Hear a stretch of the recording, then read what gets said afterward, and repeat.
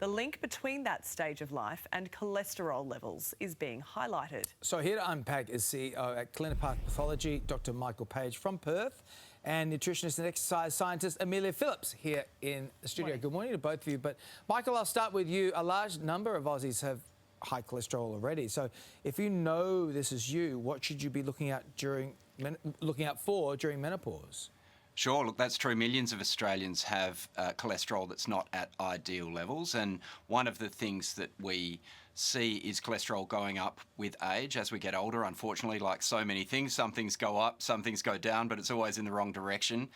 And menopause is one of those times for women where cholesterol does go up, and that's because estrogen, as it drops off, has significant effects on the way our body handles cholesterol.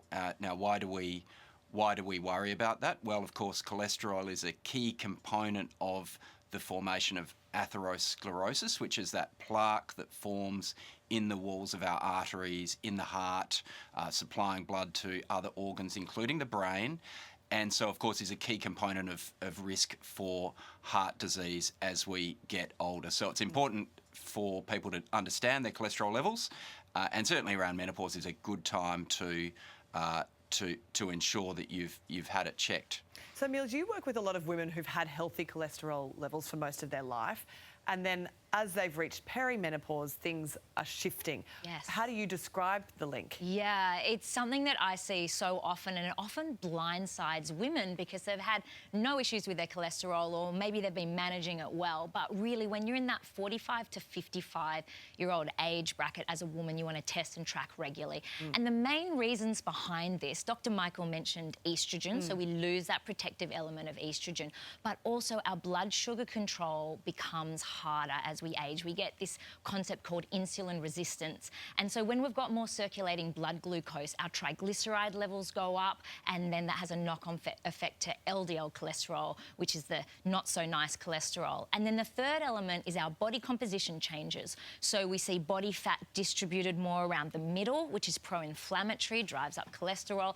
And then we lose our muscle mass, and what that is this beautiful metabolic engine that we have that mops up that glucose. So how can women out there who are going through menopause or perimenopause lower their cholesterol? Yeah, well, this is the good news story, because a lot of people feel like it's out of their control. Is it genetic? But no, there is so much we can do from a lifestyle level. One of the big ones and the levers you can pull is around your diet. So fibre intake is really important. So trying to hit that magic number of 25 grams of fibre per day. And a hot tip for you guys, steel cut oats with a tablespoon of chia seeds and a handful of berries, that gets you over halfway there. Wow. So fibre, reducing that saturated fat, so swapping that out for your unsaturated fat, and keeping a handle on your body fat level, so trying to keep that 5 to 10% body weight down.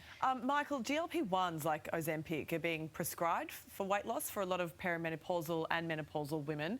How do they affect cholesterol markers?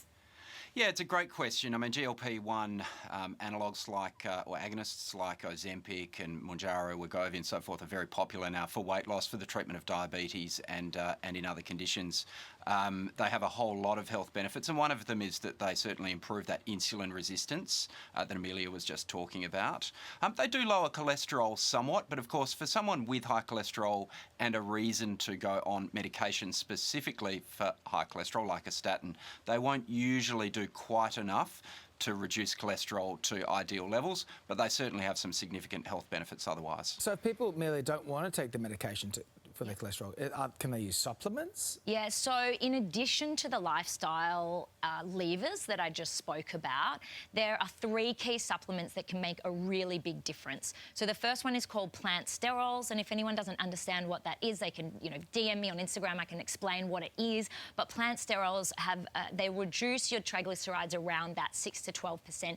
Then you've got psyllium husks, so that's your extra fibre that you need that helps as well to clear that cholesterol.